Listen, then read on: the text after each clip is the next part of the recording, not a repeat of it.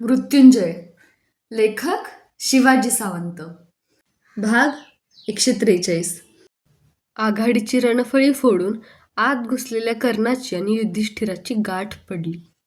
धर्मप्रिय युधिष्ठिराचा रथ समोर दिसताच त्यानं पहिल्याच बाणात त्याच्या रथावरची श्वेतपताका सरळ खाली पाडली. तुरा कापून टाकलेल्या मोरासारखा त्याचा रथ कर्णापासून बचावण्यासाठी चपळाईनं हालचाली करीत होता. पण प्रत्येक मुखावर त्याला कर्णच सामोरा जात होता.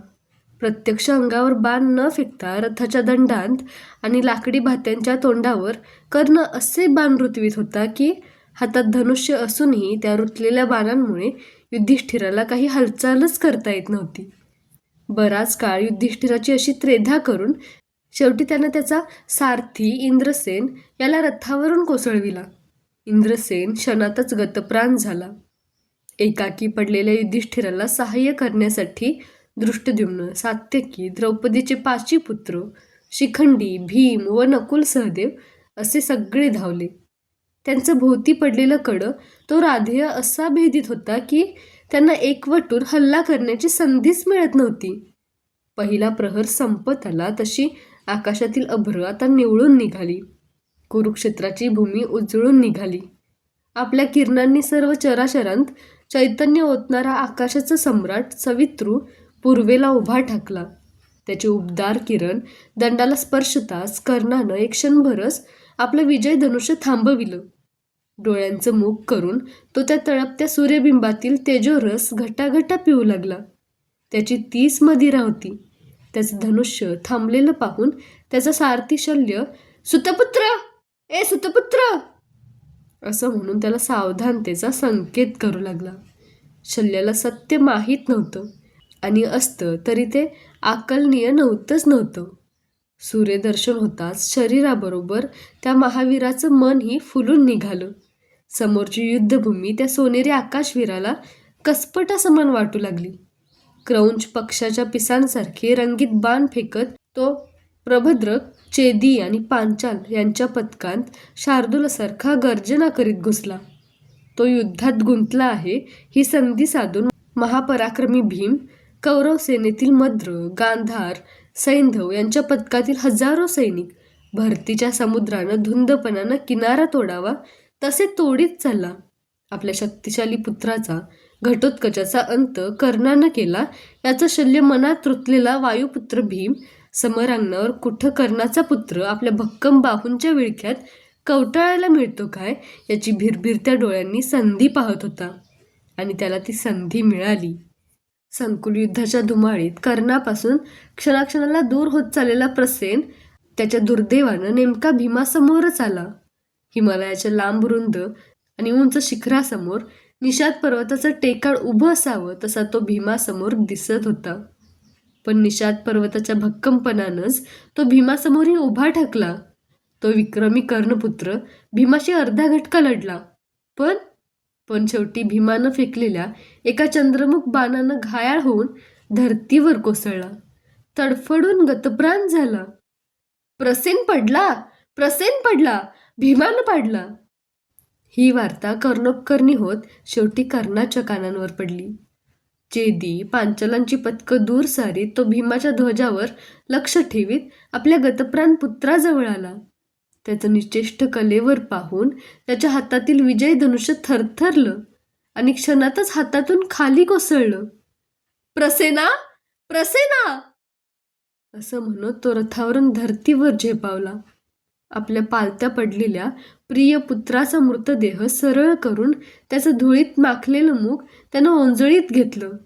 त्याच्या डोळ्यांतून ओघळणाऱ्या अश्रूंच्या सरींनी त्या मुखावरची धूळ थोडी वाहून गेली.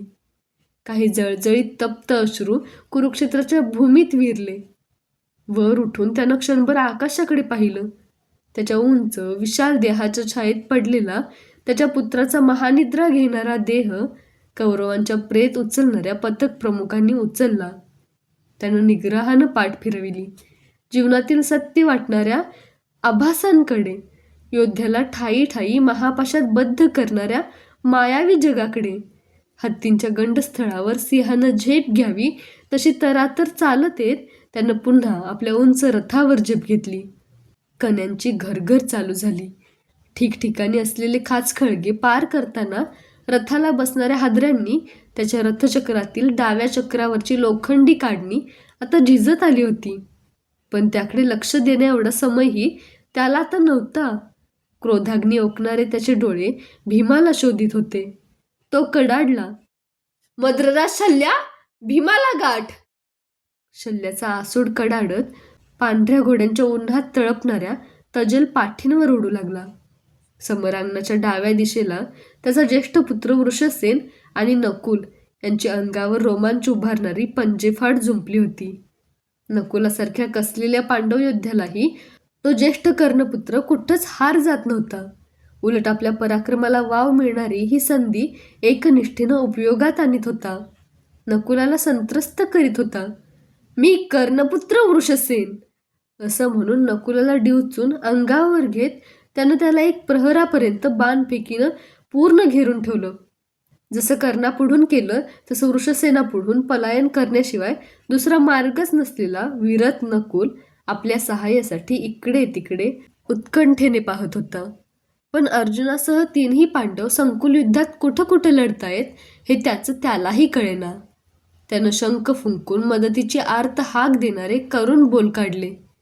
ते ऐकताच पांडवांखालोखाल सैन्यात ज्याचा अग्रक्रम लागत होता तो महापराक्रमी यादव सेनापती सात्यकी नकुलाच्या मदतीला धावला. सात्यकी आणि वृषसेन यांचं घनघोर युद्ध जुंपलं. पण अर्ध्या एक घटकेतच सात्यकीनं एक विषारी लिप्त बाण मारून वृषसेनाला मूर्छित केलं. लढून लढून थकलेला तो ज्येष्ठ कर्णपुत्र शिखरावरून पाषाण कोसळावा तसं धाडकन उभ्यानंच रथात कोसळला. चपळाईनं पुढं होत दुःशासनानं त्या मूर्छित वीराला समरांगणाबाहेर आणलं. विशेष प्रेमामुळे नव्हे, तर दुःशासनाला भीमापासून दूर जायचं होतं म्हणून. चेदींच्या कशात तरी सावरलेल्या गजदलावर नरगज कर्ण पुन्हा तुटून पडला. उरले सुरले हत्तीही सोंडांची वळवळ करीत आता ची ची चित्कारत सैरावैरा धावू लागले. दृष्टद्युम्न, उत्तमौजा, सात्यकी, युयुधान कोणताही पांडववीर त्या अग्नीच्या महानदाच्या महालोळापुढं टिकाव धरू शकत नव्हता. आजचा अमर्षी कर्ण सर्वांनाच अनावर झाला होता. वासात्य, निषाद आणि सैंधव यांच्या चतुरंगदल सेनेचा आपल्या गदेनं चुराडा करीत थैथै नाचून भीम दुःशासन दाखवा, दुःशासन दाखवा अशा कर्णकर्कश आरोळ्या देत होता. सुशर्म्याच्या नेतृत्वाखाली लढणाऱ्या संशप्तकांच्या सेना रगडीत आमचा नंदीघोष कौरव सेनेचा सूर्यगोल अर्धाधिक पार करून पुढं आला होता. अमीन टेकडीच्या पायथ्याशी संमिश्र आवाजांच्या आघातांनी निनादून गेलेल्या कुरुक्षेत्रावर केवळ 3च वीर सर्व सेनेत निर्बंध फिरत होते. कर्ण, अर्जुन आणि भीम. ते तिघेही कौंतेय होते, एकमेकांचे बंधू होते. त्यांच्याशी लढणाऱ्या सेना माघार घेत धावू लागल्या. ठिकठिकाणी संकुल युद्धाची मधाची पोळी फुटली होती. वसंत ऋतूतील फळांनी लढलढलेल्या पिप्पल वृक्षावर पक्ष्यांचे थवेच्या थवे झेपावेत तसे दोन्ही सैन्यांतील योद्धे पदकापदकांनी एकमेकांवर आवेशानं कोसळत होते. कोण कुठं लढतो आहे याची दाद उंच रथावरील पांडव व कर्णादी योद्धे सोडले तर आता कुणालाच लागत नव्हती.